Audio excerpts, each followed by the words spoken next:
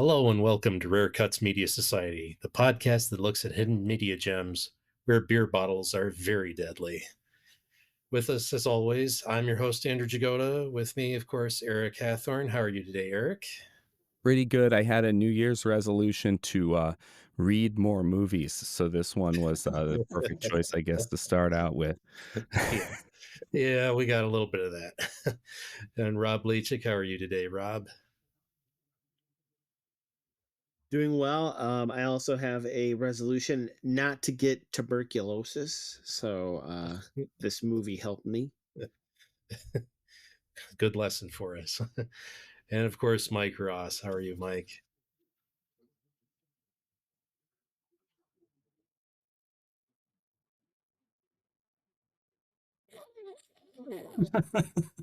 For those of you that are listening, I held up a sign like a silent movie. I'm doing okay. A little meta there for us, but all right. That's right. All right. And of course, it's Mike's pick this month. So we'll take it right over to him and let us have an introduction here. Yeah. Happy New Year to everyone. So this is the end of our holiday arc that we've been doing. And I have New Year's Eve, which, yeah. So anyway, back in August, we took a look at one of my favorite forms of media, the radio drama. I have a love of older and early formats of different mediums. I think there's something special about getting to see or hear something near its inception.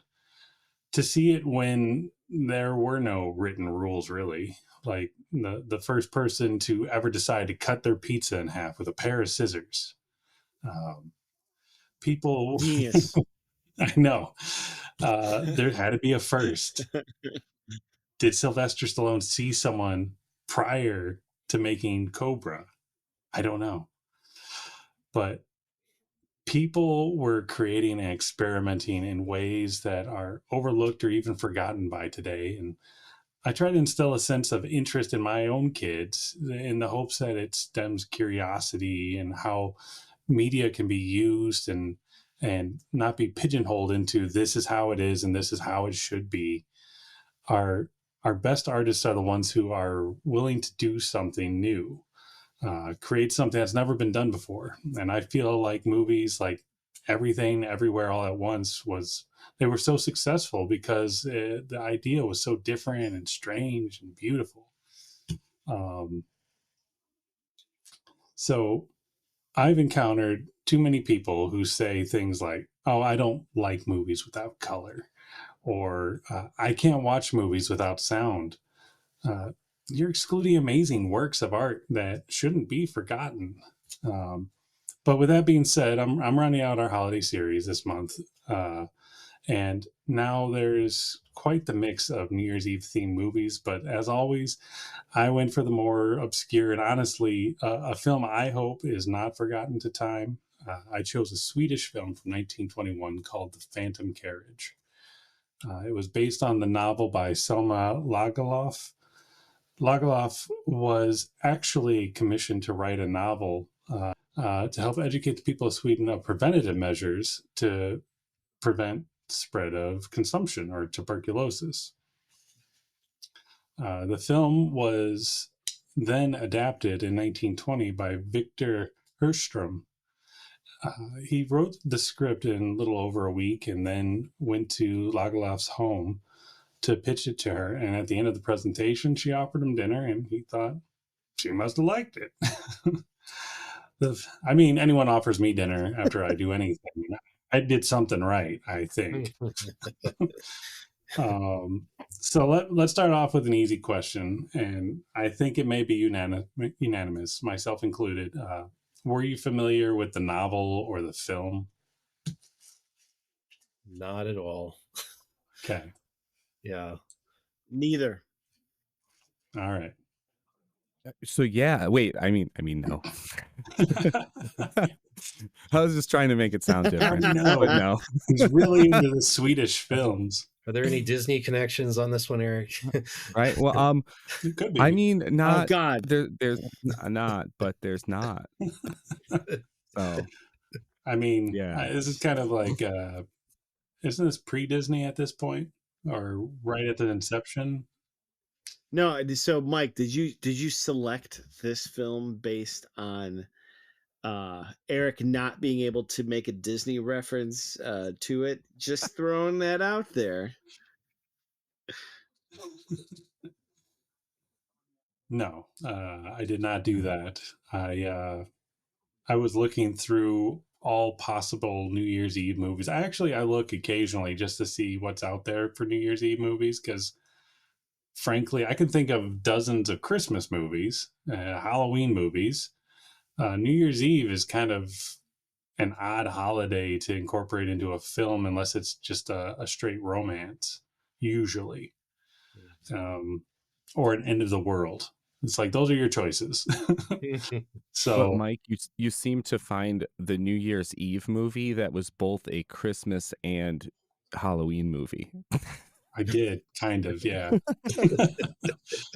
But this one had popped up a few times over the years when I've been looking, and so I've kind of had an interest in it myself. So I was excited that, like, oh, I'm New Year's this year. Let's go. Let's try this out.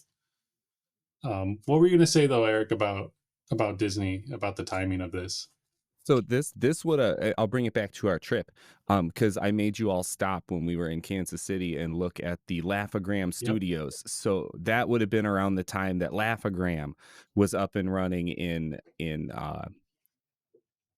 Kansas City, but it would predate the Disney company because that was 1923. But Yeah. still, all kind of the same. Like I had to have the thought of, like, if this movie was kind of a big deal at the time, is it a movie that Walt Disney would have seen, in that he, went to movies often? Laugh-O-Gram would make little shorts to run before movies at the local theater. So if this movie ever aired in the US at a theater like the ones that Walt was making shorts for, his Laugh-O-Gram may have actually aired before this. So it's very possible. I mean, the movie was very popular in Sweden, and because of its popularity, it of course was brought over to the States, and that is where it got the name, the Phantom Carriage. In Sweden, the translation was "Thy soul shall bear witness." But we're Americans and we like things to be a little spooky. So, and it was very popular here. So it's very plausible that maybe some of Laugh-O-Gram's early work was on display. If you have any information, like your old great granddad or grandma talks about when they went and saw the Phantom Carriage. specifically in Kansas City. That's right. Let me know. It's only 103 years ago. Why not? Yeah, right. So anyway, the film takes place on New Year's Eve, and one of our main characters, Sister Edith, is lying in bed, dying from consumption. She has one request, and that is to see someone named David Holm. We find Holm. He is out in a cemetery with two drinking buddies, and they're watching the clock, waiting for midnight. And Holm decides that he's going to share a tale that was shared with him a couple of years ago by a friend named Georges. And the story tells that the last person to die at the stroke of midnight on New Year's Eve will become the next driver for Death's carriage for the next year. And he goes into great depth about how miserable the job is, saying things like, one day as Death's driver is like 100 days when you're alive. He ends the tale revealing that Georges actually ended up dying the previous New Year's Eve. So, I mean, what do you think of the concept of the character of death and the legend that he shares here? Like, do you feel like it's similar to something else? Do you feel like this is an interesting take on the idea of death, or just your thoughts in general? Yeah, I mean, for being jaded by all of Hollywood's movies over the past decades, it felt much more real as a legend than, you know, you get in our usual horror movies that we get nowadays.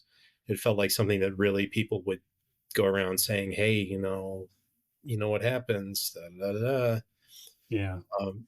So I really appreciated that. I thought, granted it's from the 20s, so of course it would be a little less Hollywood, but but yeah, it felt natural. I'll say I think it gives a different layer to like what we've called the Grim Reaper. Yeah. Maybe not death, but like with the staff that he was carrying. Scythe. I think the idea that what was that? A Scythe. lathe? Scythe. Scythe. Thank you. I think it gives like a definitely an extra layer of like the Grim Reaper or death being a different person essentially every year. Mm-hmm. Like, does that kind of like epitomize like good luck, bad luck in a year? Like, are you going to have a good year? Is death going to come for you? Or will death be maybe a little forgiving or help you out? Kind of like, not to jump ahead in the story, but how death kind of helps uh, David later in the film. It maybe is that kind of like, I think he just provides a good extra layer of complexity to something you just think of carrying the scythe and having a big hood, and it's just like an unknown character. Mm-hmm. I think it kind of gives a little extra layer of complexity that's really cool. It definitely something I would have never kind of attached to death or the Grim Reaper. And it could end up death could be one of your friends that passed away, like you don't know, and they're looking out for you maybe. Yeah. I'm gonna roll it back a month real quick here, because the idea of like death showing you around of what happened and all of that definitely gives off the A Christmas Carol vibes, and Yeah. then being that it's like his friend that's very Jacob Marley is like the first ghost he sees, so it kind of gives me like that amalgam of kind of all the ghosts of Christmas past, present, and future, because he even does like show him around stuff Yeah. that's happening currently, and like it gave me vibes of that. Definitely. And You I know. can definitely see the correlation. Just, I mean, the timing's right, even because, Christmas carols in the 1800s, very popular. I'm sure it's very popular at the time in Sweden. And someone made their Swedish version of that tale. I mean, the overall plot is very similar. Similar, not like miserly, but like, how can you be living a better life sort of theme. So yeah, and I really particularly enjoyed watching this after having watched The Hogfather, because I almost feel like maybe there's some similarities there with who is it, Albert is this kind of sidekick in Hogfather. And I just started thinking, I was like, well, what if like that's the deal? What if like Albert is the last person to die at midnight and became like death's kind of counterpart for the year or something? Like that could be an interesting dynamic too. So anyway, so the townsfolk eventually they find David home, and they tell him that Sister Edith's request and that she's dying, but he refuses to go. It seems like he is afraid to face her, and eventually he begins to struggle with his two companions. And as Andrew foreshadowed at the opening of the show, beer bottles are deadly in this movie, because he gets smashed over the head and he collapses, and then we are to believe he died from that concussive blast. And so after he dies, Death's carriage arrives, and it's revealed that the driver is indeed George's Holmes' friend who passed away last New Year's Eve. And at this point of the film, and earlier in the story, we've been exposed now to some great visual effects, early special effects, um, where they are creating double exposures in the camera. Sometimes they're exposing the same film up to like, I think I read about 9 times, to create these really cool ethereal effects. Um, Now, that may not sound that impressive, but remember, this is 1921, and these film cameras are being hand cranked. And you need to be incredible amount of skill to pull these effects off and be cranking at the same speed to make the effect actually look believable. So, what are your guys' impressions of the special effects here? Did you find them interesting? Did you find uh, anything in particular like really that stood out? To me, probably the most impressive part is that it's held up. Like Yeah, you can still make a copy of it and have it show. right. Because I mean, the amount of exposure and everything, you'd think, oh, the copies of this would be so old and just falling apart. How would we be able to see it? But they did a great job for the time. It's held up. I at first meant like I first thought Andrew meant like the story held, like, like the movie is held up over the years, but then I realized he meant physically, like physically the film Physically. held up, which, yeah, no, that is impressive. But no, it was, I mean, I like one of the things I thought about as behind the scenes information here when I do the edit of us, and that takes some like camera switching angles and stuff like that, and like I'm using 2024 technology, and I would like break down watching a scene, and it was like, now we got this angle, now we got that angle, now we got this angle, now we got that angle, and it's like you have to back then take the camera down, move it, change it, reset it, like there were a lot of cuts Yeah. for a movie this old, which it wasn't like, I'm expecting more like it looks like it's a play on a stage. Um, but there was a lot of cuts, which I Hmm. thought was really cool.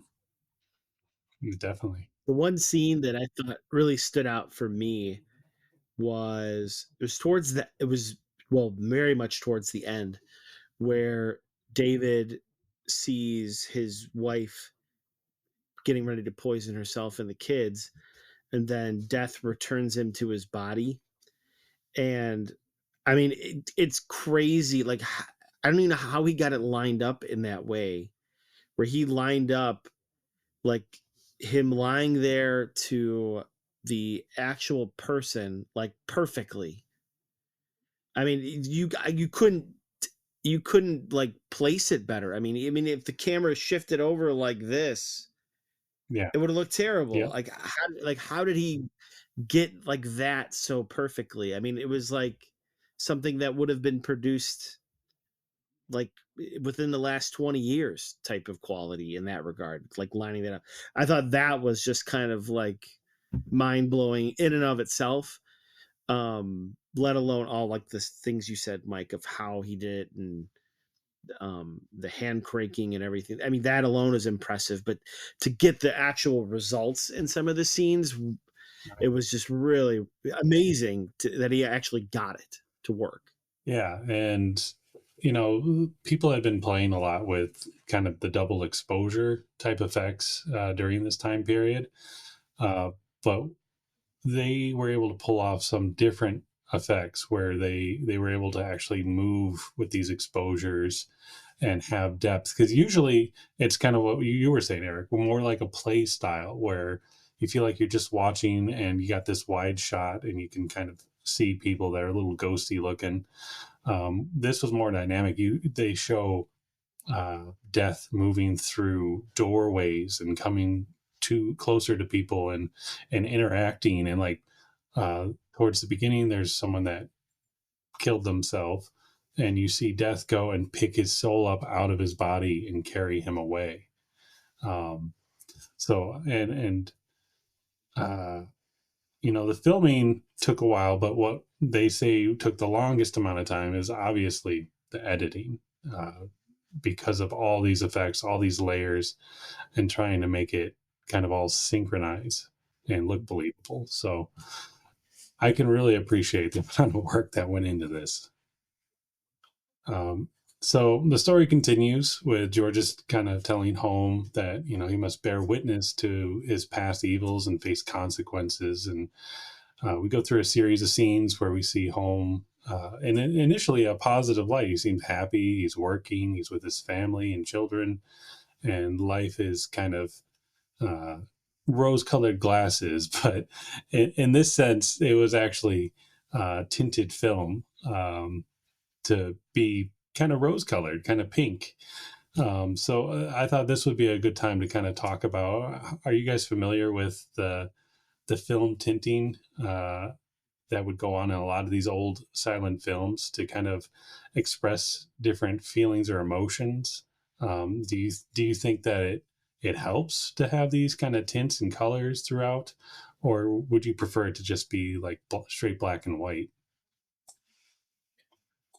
I think it helps because I mean it's more noticeable with the old films where suddenly the scene is rosy like that. But I mean, if you think about it, today's films do a similar thing. They use shadows. Yeah. Action movies use well, grit and dirt flying through, even though why is there grit and dirt flying? Who knows? So I mean, I think it works fine. It's still in use today. Why not back then? Mm-hmm. The film tinting, that's not something I was like aware of, that old black and white film. So this is all kind of new to me. So I almost like want to watch it again to try to pick up on Yeah. like where that was done. And usually they're but that's something new to me. Yeah, they usually are doing it to try to evoke like either a different setting, like a time of day, or it could be type of like, this is a dream sequence, so we're going to do it a little bit different tint. Yeah. This is where this is where I got real interested. I'm not gonna lie, the tints, because when I was looking down the YouTube rabbit hole to find this is in the public domain, so like it's posted there. I was doing the thing where you judge a YouTube video by its thumbnail, and some of them looked kind of yellow and some of them looked kind of blue. And I was like, I kind of like the look of the blue better. And so I picked a thumbnail that was towards the top, had blue in the thumbnail. And I was like, okay. And it started with the Criterion Collection logo. And I was like, someone just uploaded the Criterion DVD, so this should be good. I'm set. So I'm like watching it. And then it was yellow. And then it was blue when they would go outside. And it was yellow when they would go inside. And then they had the rose colored part happen. And I was like, all of these would have been the same, wouldn't they? Even if I would have picked a yellow thumbnail, I would have got the yellow and the blue, and then the reddish rosiness that I didn't know. Potentially, right? And I was like, this is cool, and that's when I went down that rabbit hole. And like the interesting thing is, like, we watch a lot of black and white films. I shouldn't say a lot, but probably more than most in 2024, because we have a love for Turner Classic Movies. I know we've talked about that on the podcast before, Turner Classic Movies.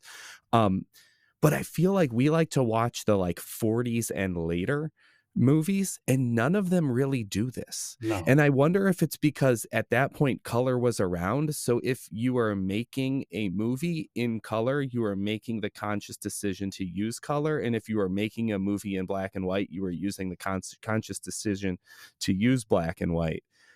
But at this point, like I see that he would have loved to have made this movie in color, but couldn't do it. And this is where the technology had progressed in color. So he was going to use that cutting edge technology. But it's kind of interesting that I feel like it almost fell off after color became viable. Yeah. And I mean, I guess I could speculate on that a little, which is people wanted their movie to be viewed. And what's a way that is relatively easy to add a little more interest? It's adding of color. Even if it is just a gradient over everything.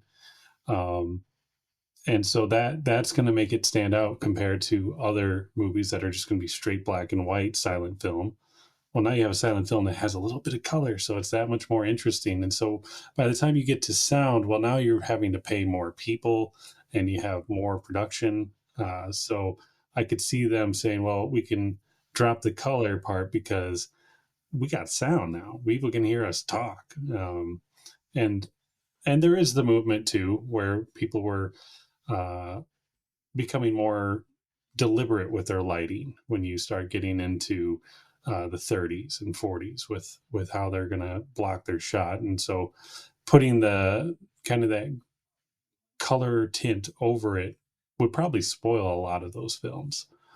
But I mean, I have seen some films that, in particular Nosferatu, I have seen it as both a black and white and as the traditional color tint. The color tint is far superior.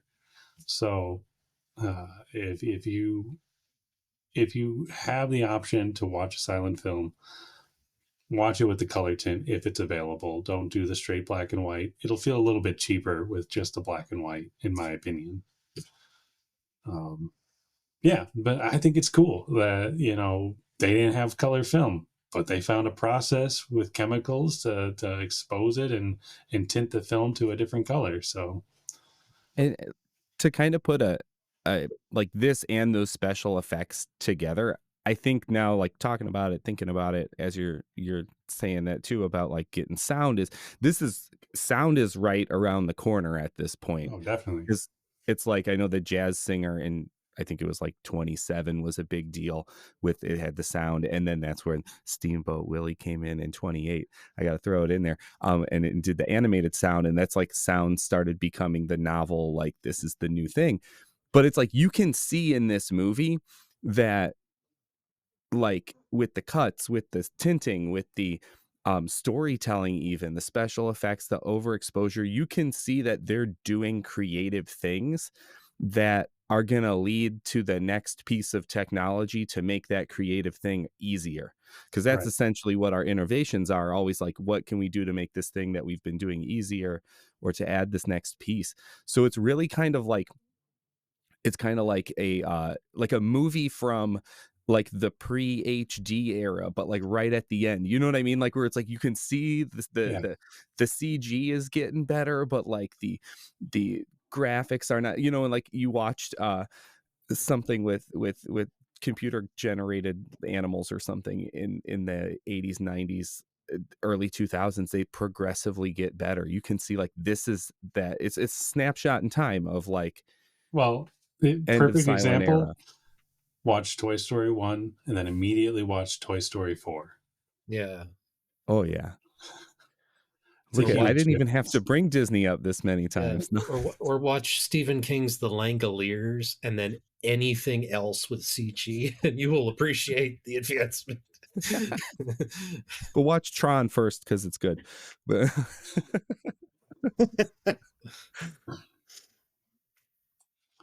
All right. Well, so Holmes' life, you know, after this moment of kind of joy and happiness, it takes a turn into drunkenness after he meets Georges, who becomes his friend.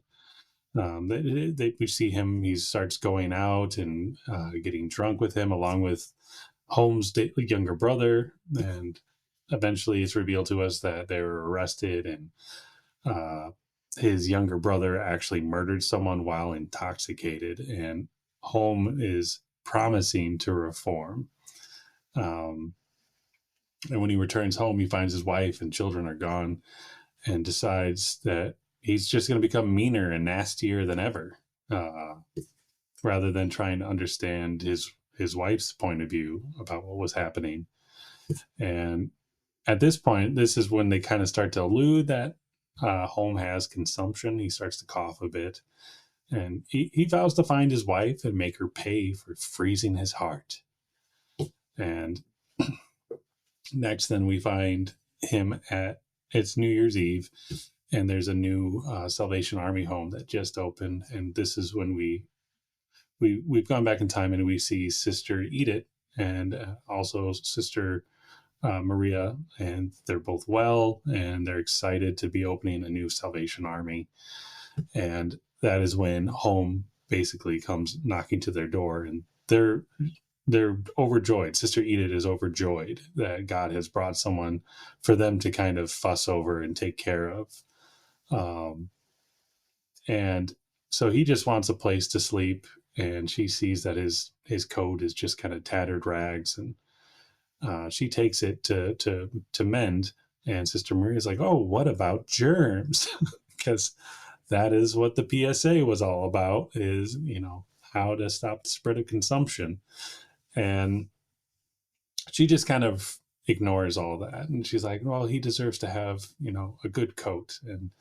And so they show her she's up overnight, all night, working on this coat that's covered in germs, we're led to believe. And she's very happy. Um, and And so then the next morning he wakes up, he seems happy to find his coat all mended, and asked who did it. And uh, Sister Edith appears, and she seems, I guess, too happy for home. And he starts ripping it to pieces and ripping out all the pockets. And he's just like, "I like it better this way." And just a mean person for the sake of being mean. Um, and she asks him, she makes him promise that, to visit him next New Year's Eve, because she said a special prayer to God that, that he would have a blessed year. And he says, "Yeah, okay, I'll be back." And we'll both see how, God doesn't give a fig about me or your prayers.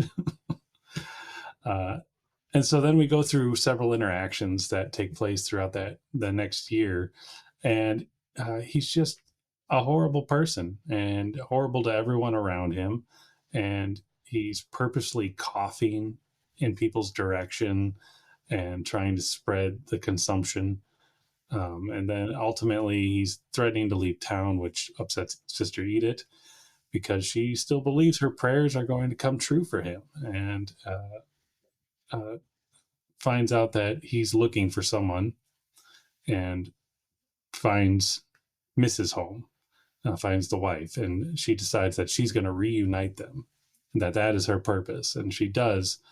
And they seem like they might have a happy reconciliation, but then immediately after, Home has gone back, and he's just drunk all the time. He's abusive towards his wife and his children. There's a scene where he comes home and he's like flicking their noses, and Mrs. Home locks him in a room. And I don't know, were you guys getting the Shining vibes when he was taking the axe down, trying to get through the door to his wife and children? Yeah. Definitely. Yeah. So I actually saw Here's David. I saw like a meme someone made online of that, of like side by side. Here's a frame from The Oh, really? Shining. Here's a frame. Yeah, I'll have to see if I could find it to show you guys. But there's a there was like you know what I mean? It was like a grid, Yeah. like a long grid meme, and it was like all of the scenes, and like even him sticking his head through the door kind of thing, axe through the door, head through the door, whole thing. But I had seen that before I watched it, so I already had The Shining on the mind. So yeah. No, I saw that scene and I was like, ooh, Stephen King must have seen this movie. And if not, Stanley Kubrick definitely did.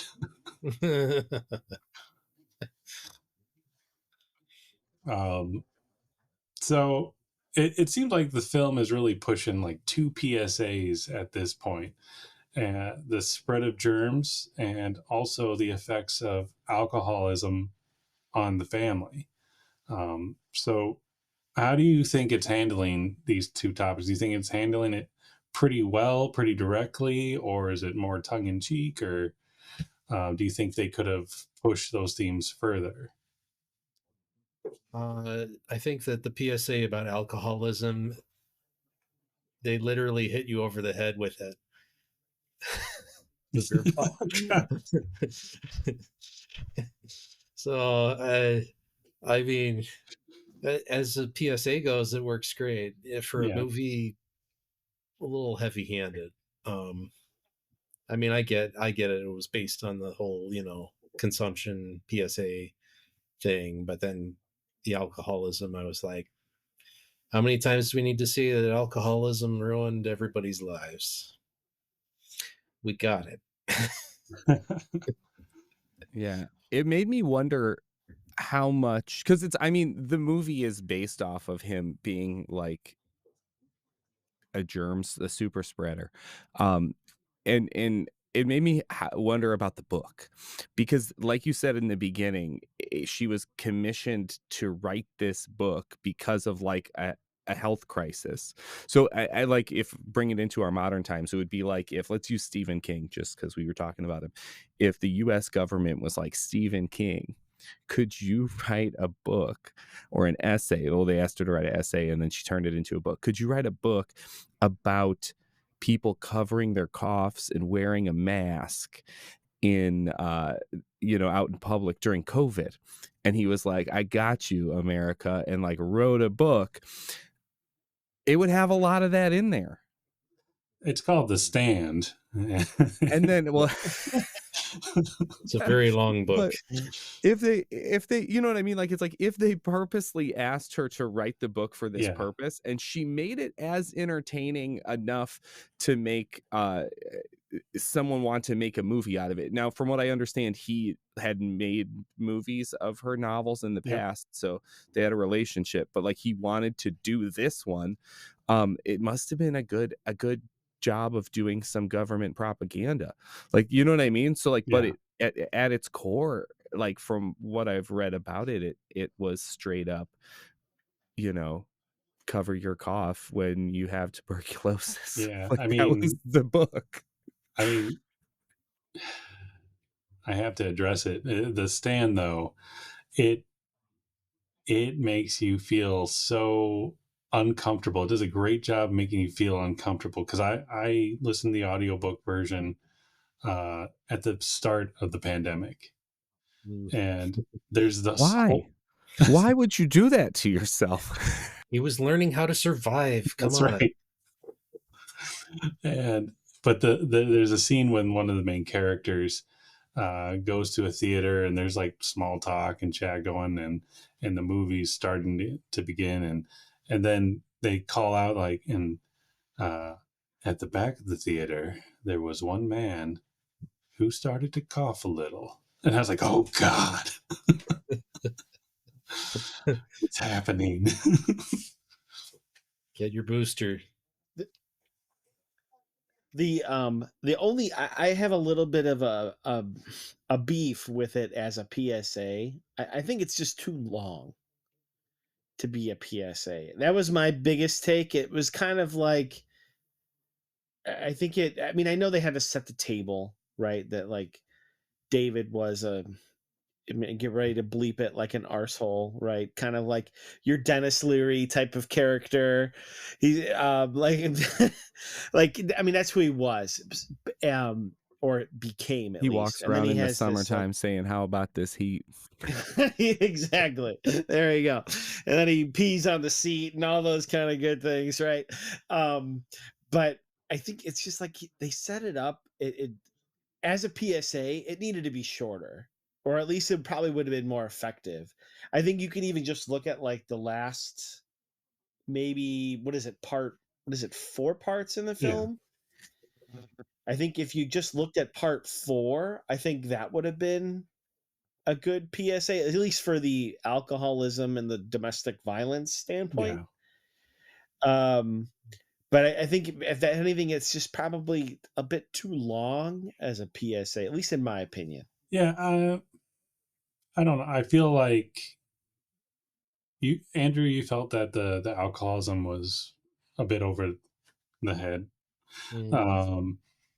I felt like it handled the effects of alcoholism on a family better than it did the whole how to prevent the spread of consumption.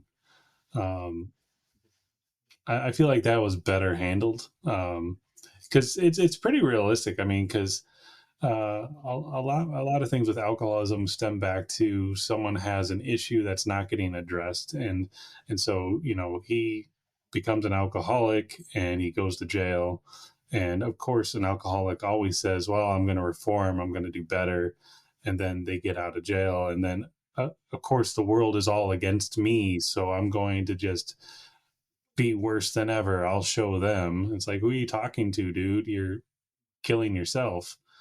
And so then he finds what he's been looking for, which is his wife, and he starts to uh maybe he's going to be better, but immediately goes back into the drinking, and so he's not actually addressing any of those issues. And then at the end, he kind of has his literal come to Jesus moment, um and now he's supposedly going to be better, but I have my doubts. And I just need to say that from the PSA consumption point, maybe Sister Maria shouldn't be in the Salvation Army if she's like, don't touch his coat, you'll get germs. What does she think she's getting? She ain't going to be there? in the Salvation Army too long if she's going to be dead. Sister But Edith, how about mentioning the sheets? Maybe the sheets should be washed. Like what? Forget the coat. well, she did say we haven't got our Bleach. sanitation unit yet. It's So, true. but I don't think I did a good job of understanding that, like, oh yeah, stay away from the sick people, kind of shun them almost, uh, or keep your distance at the very least. Not let's gather everyone into a big room at the Salvation Army for a New Year's Eve party or whatever. So yeah, no, I feel like it didn't handle the tuberculosis consumption PSA portion very well. So eventually the spirit of home and George's, they visit Sister Edith as she's dying, and she shares with George's her regret of reuniting home with his wife, and blames herself for everything that has happened to him. She expresses unconditional love for this man, and belief that he's truly not wicked. Home is moved to tears for the first time, and Georges takes him away into the home of his wife and children. Mrs. Home is despondent and has lost all hope for life, and she's planning to poison herself and her children, which I was really shocked by that scene. Like, I didn't, and the things that I thought were coming next, that was not one of them. And so it's at this point that Home bears witness to and begs for Georges to stop this and to prevent this from happening, and Georges is powerless to do so. And basically, this is when Home, for the first time, sincerely is praying to a God, and is repenting for all of his actions, and hoping that his children and his wife could be spared. And that's when Georges basically like tells him, prisoner, back to thy prison, which is your mortal body. And he awakes in the cemetery. He rushes home and prevents his wife from killing herself and children. And she doesn't at first believe that he's telling her the truth about anything. And she sees him break down and is weeping. And she believes his tears that he wants to be better. And that is how the film ends. So overall, what did you guys think of the film? I liked it. I think that I would like to see a version of it with more humor. Because I mean, Yeah, I get that it's a it's heavy. PSA, and It's a heavy film. it's the 20s and everything, so I get why there isn't a lot of humor. But it just makes me think, what would this be like if it had a little more tongue in cheek about it, like the fact that George is presumably going to have to do it for another year, because he pardoned the guy that was taking over. Well, I'd love to Poor see a son of little a like gun. side of like, well, this is some BS. I got to do this for another year now. well, or he just like backtracks like, oh hey buddy in the back, yeah, come here, it's Come your here. turn. You were the second to last. Just imagine the stories that Death could tell on that carriage. You know, this one guy, he was hanging in a closet and just, He'd be like, too many toilets. Too many toilets. Too No. many. Too many people sitting on the toilet. No.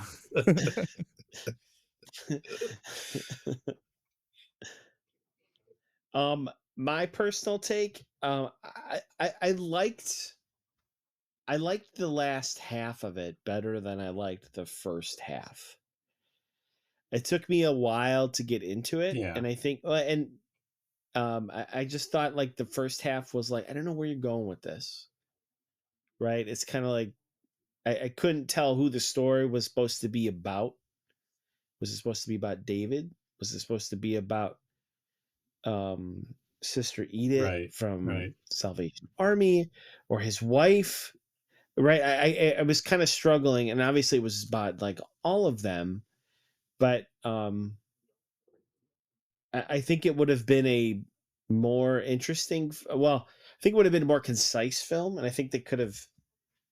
I mean, even if they wanted a remake, because who doesn't love a remake in Hollywood? Focus on one of the stories. I mean, I would focus on David and his wife and kids.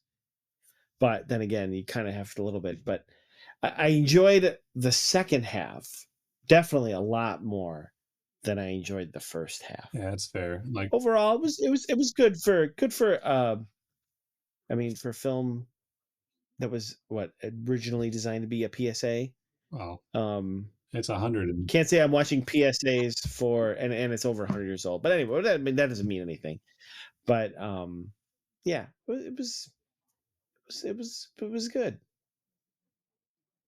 I don't think I'm built for this type of film anymore. As I sit here in front of a computer with all these blinking lights and things.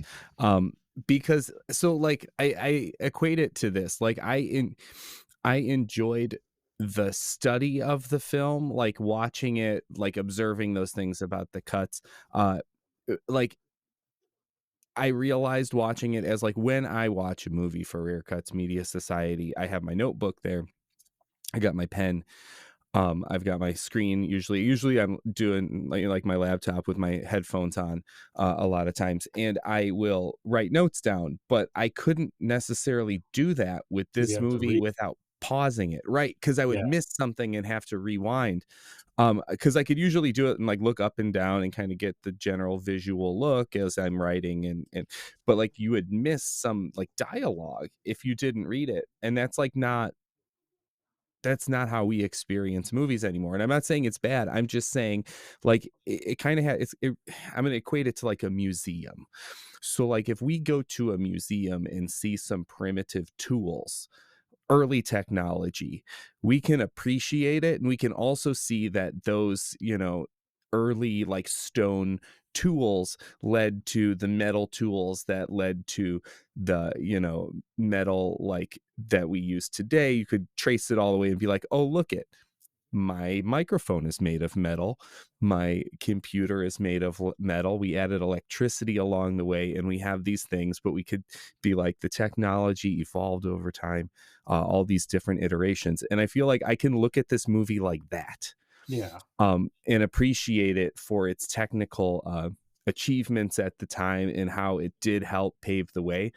But in the same way that I would rather use my my actual metal craftsman hammer to hammer something in rather than like a stone that I found anciently, I would rather pick a more modern movie to watch for my own personal enjoyment than this one. So that's kind of like the weird like feeling I had of it. Like I'm not built for this movie, but I can appreciate what it did for the movies that we have today. And I think that's similar to what I get out of it. Like it's hard to say because in terms of the story, it's simplistic, and it's been told many times since this movie.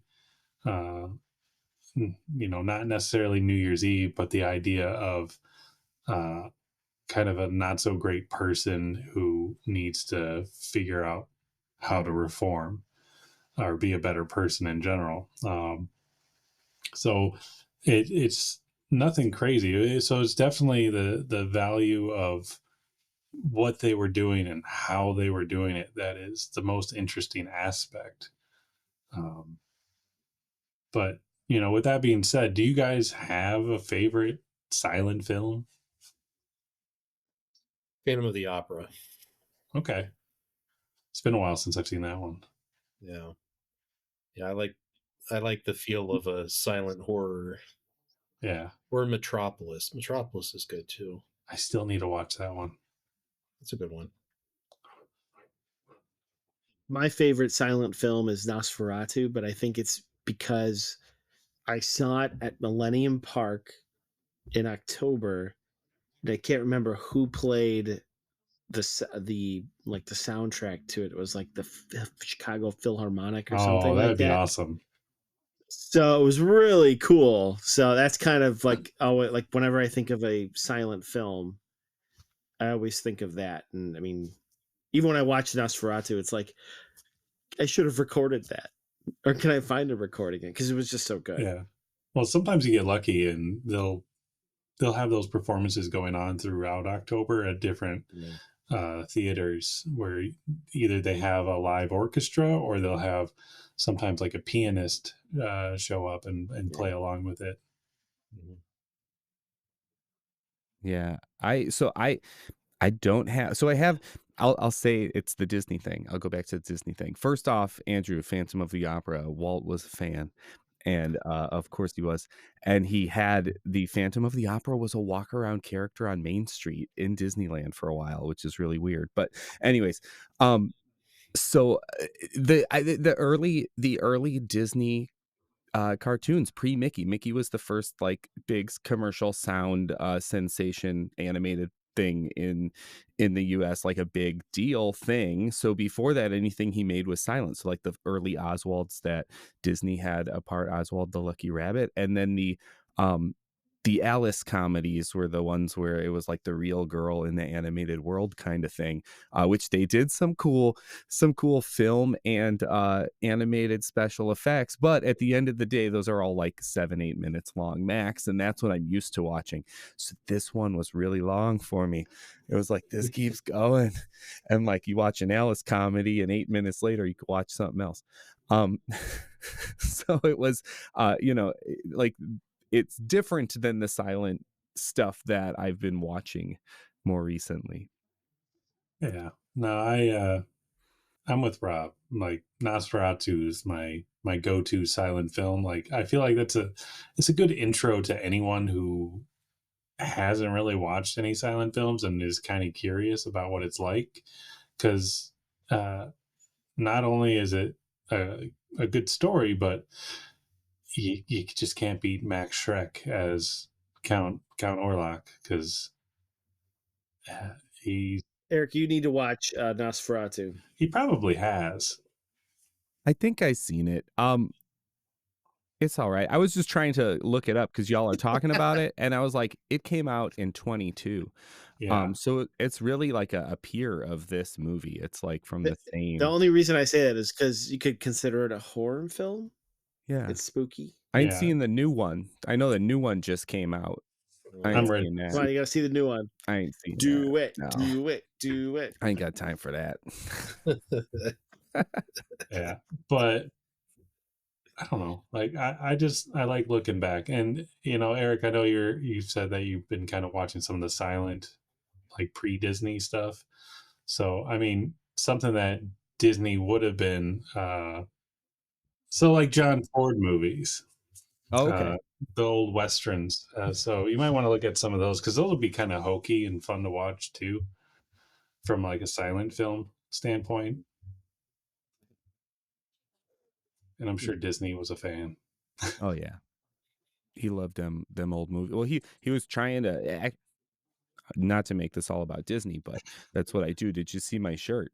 It's just the Disney logo like 1,000 times.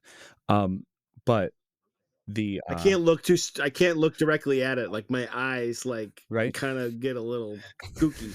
But he originally, when he had Laugh-O-Gram in Kansas City and he moved out west, and a lot of times the narrative is, oh, Walt Disney moved out west to start an animation studio in Hollywood, but he actually moved to Hollywood to try to be an actor in silent films, of course. But he wasn't that good at it. And if he wanted to make an animation studio, he would have went to New York, because at the time that's where it all was. So it's kind of a fluke that he ended up out there, and then kind of made that the animation capital after his stuff took off. But anyways, enough Disney history. No. For now. I think that kind of rounds out the Phantom Carriage, unless anyone has any final comments on it. Avoid beer bottles; they'll do you harm. I do want to ask about. I tried to write it down, but of course it was dark and I was writing fast and it was words on the screen. But did he say something about giving a fig for you and your twaddle? Is that the quote? Did anyone get that? I was like, what the heck? Who says that? What? There was a card, Yeah, and I wrote a fig for you and your twaddle, and I was like, what is that? That is what happens when you're not allowed to swear. Right? Fiddlesticks. you come up with your own curse word library that'll eventually become known, and then people say you can't say those words either. Yes. That's all. So, should we get to the scorecard?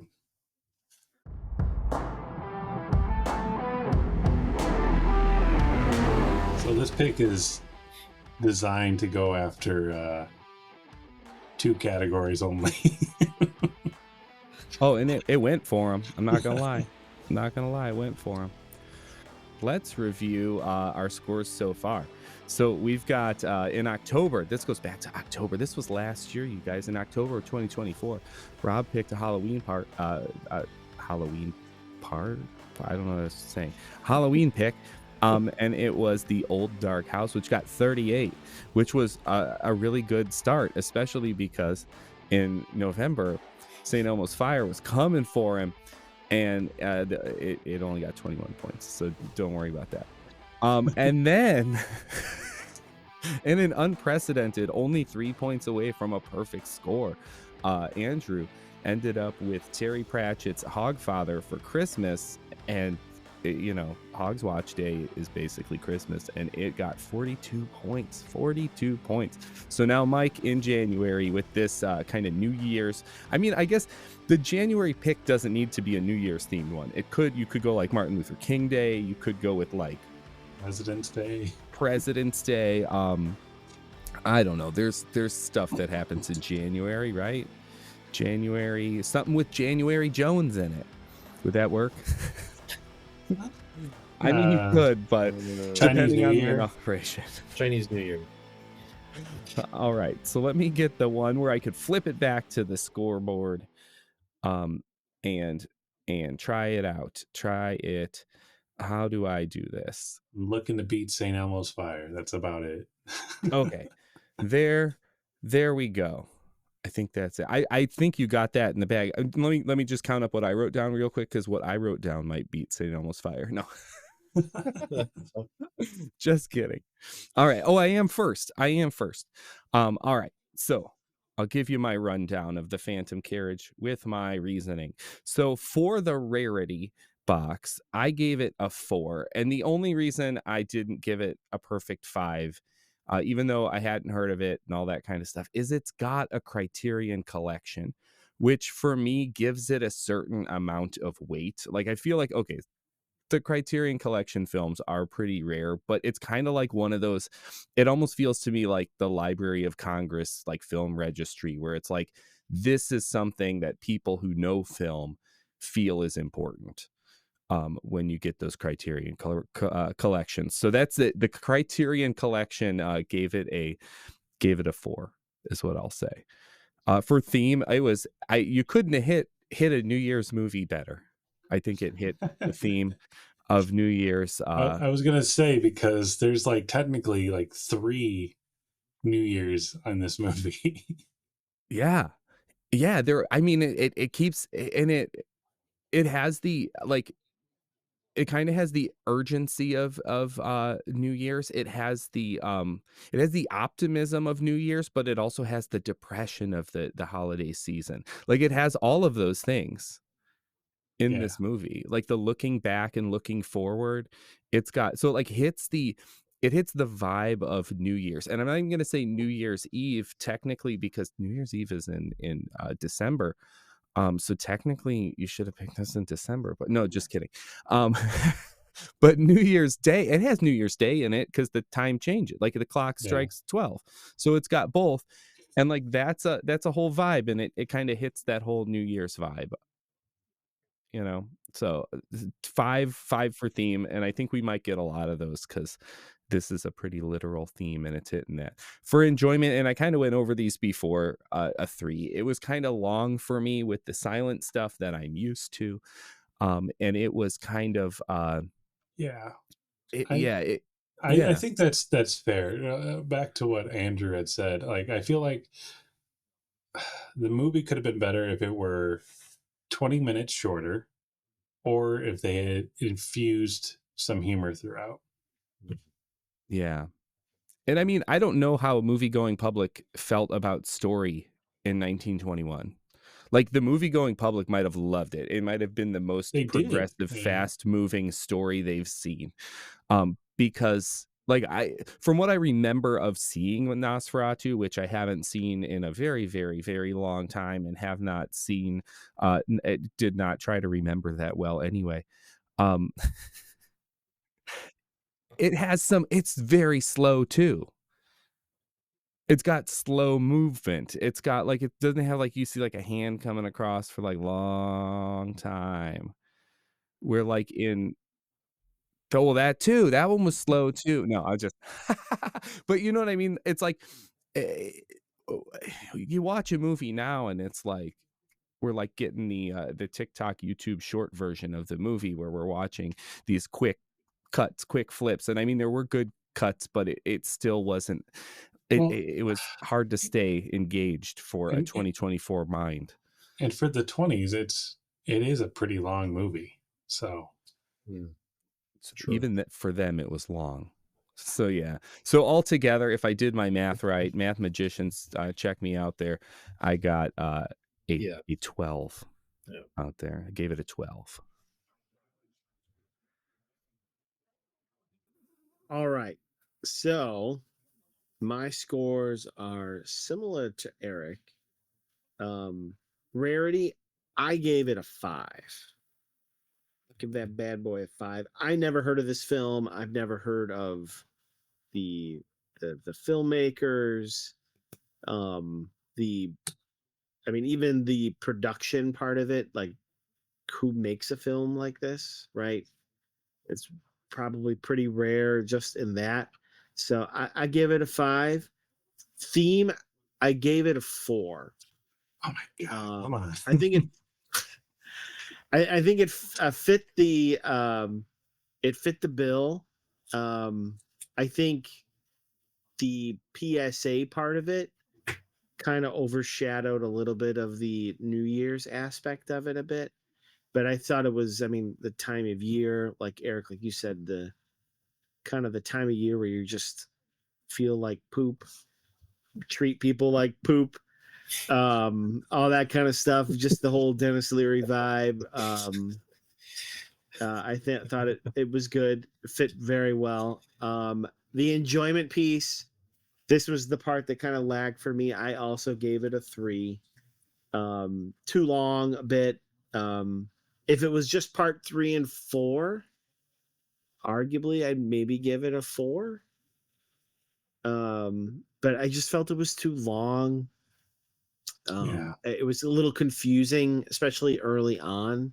Just the setup of the film was a bit And slow. I didn't get through it. I got through maybe like the first hour of the book. It starts off identical the same way. So It might be the consequence of trying to stay too close to the source material. True. So overall, it gets a very solid 12. Which puts me ahead of St. Elmo's Fire. That is true. St. Elmo's Fire is officially dead in the water in last place. I think you're still. We might have counted you out of first. I gotta do some math in my head here. I think I'm out. But will you beat Rob for second place in this one? We'll have to see with Andrew's scores. So rarity, I had to go 5 because, like we were saying, I mean, have I heard of anybody associated with this movie? No. Have I heard of this movie? No.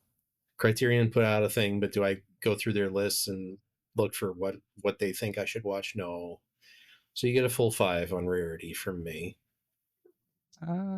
If I can.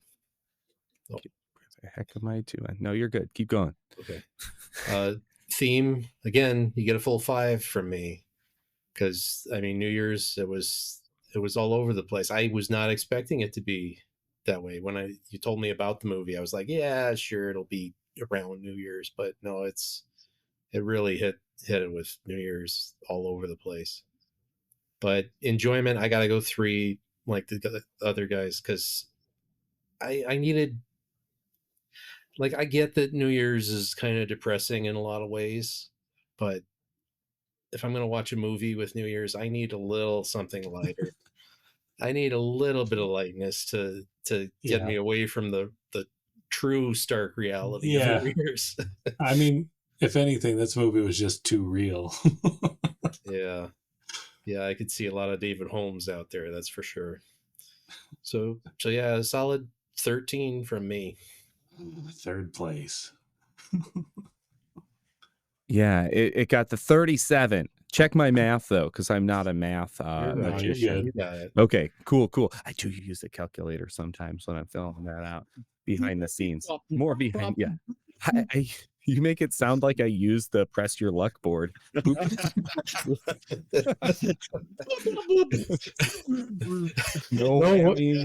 whammies. Big money, no whammy. I wish I had a calculator like that in high school because I would just want to go to the math class all the time. You would, yeah. No one would be able to get any work done. They'd just be listening to your calculator. The way that calculator works is you type in 1 + 1 =, and then you have to wait 30 seconds. And then it comes up with the answer, and it says trip to Miami, and you're like, what? That would be amazing. With that being said, I just want to say congratulations to Mr. Jagoda. Yay! You pulled it off. I mean, Hogfather's great pick. Yeah, that's the one. Yeah, 42. That one. Yeah, that one. It pretty much blew the other ones out in a way. Because in theory, okay, I picked the outlier dud. I'm not gonna lie, I picked the outlier dud.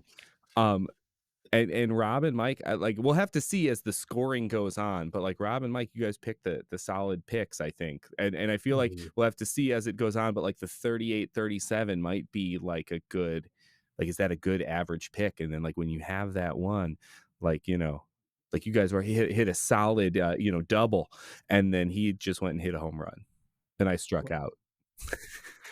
Yep. Yay. Yeah, that is a gem. So, all right. Yeah. At some future point, then, after we get through with the nonsense we're going to be heading into, which there's a slide for. Just wait, there's a slide for it. Andrew will be picking one of our arcs that we'll be heading into. But first, he'll probably be picking the one, if I can project, would be our towards the summer, yeah. Right? Yeah. So I'll turn it over to you, Eric, since you got something cooked up. Oh yeah, I just have I made a slide last minute. I was like, oh, I was supposed to make a slide like that, and I literally made it last minute. So I was gonna say Rob should Rob won the kickoff competition that we did in Kansas City. It was interesting that we talked about Kansas City today, because that's where this all started. And he won the like one shot episode competition that kicked off our scoring when we did all the music from around Kansas City. And then we had already had the picks for like the next round. We like knew what the picks were going to be, kind of thing, or like the theme. So Rob wanted to pick this next theme, so I got to turn it over to Rob and say, Rob, what is the theme? So the next theme is mind-blowing. It is films starring or just including one wrestling icon, Rowdy Roddy Piper. Yes. Yes. So that's I got the slide with him. So if you're only listening to this, there's a picture of Rowdy Roddy Piper with his kilt on and his t-shirt that says Hot Rod, as you may know him from his WWF days. Formed and facing the camera. Yes, and he's got a semi scowl on his face. That's his audition picture. Yeah, it goes with all. Yeah. Oh my god. All right. So, because I chose the theme, I get the first pick. So, we're gonna go from a PSA about tuberculosis and alcoholism to a PSA about post-apocalyptic fertility issues with Hell Comes to Frogtown. Oh my god. Hell Comes to Frogtown, starring Rowdy Roddy Piper. All right. Yay. We could also call this Hell Comes to the Rare Cuts Media Society. I don't even remember how we came to this. I mean, this was like, I want to say somebody said something about Roddy Piper and like, oh yeah, he's got a lot of film. I think it was you.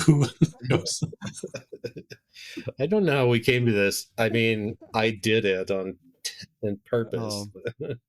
But no, rules are rules, and you won, so you get to pick the theme, even if the theme is Rowdy Roddy Piper. That's how the game works, right? Yeah. Yes. I don't even know. I hate to say it because at this point I usually say it. I don't even know where you can find Hell Comes to Frogtown. I think you can rent it on YouTube. Gotcha. You could also watch it on Tubi, I believe. Oh yeah, it shows up on like, it looks like it's on all those ones. I just pulled up a list. We've got Philo, Tubi, Pluto TV, Plex. No one wants the exclusive on this movie, Hell Comes to Frogtown, so everyone can have it. Everyone has it, but nobody cares. These are all true comments.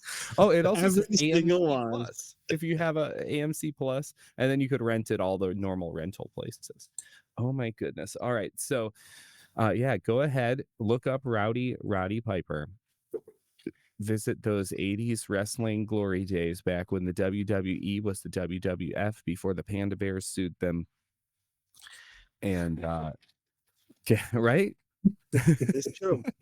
And watch Hell Comes to Frogtown and meet us next time in Hell or Frogtown or on the Rare Cuts Media Society. After the apocalypse. Yes.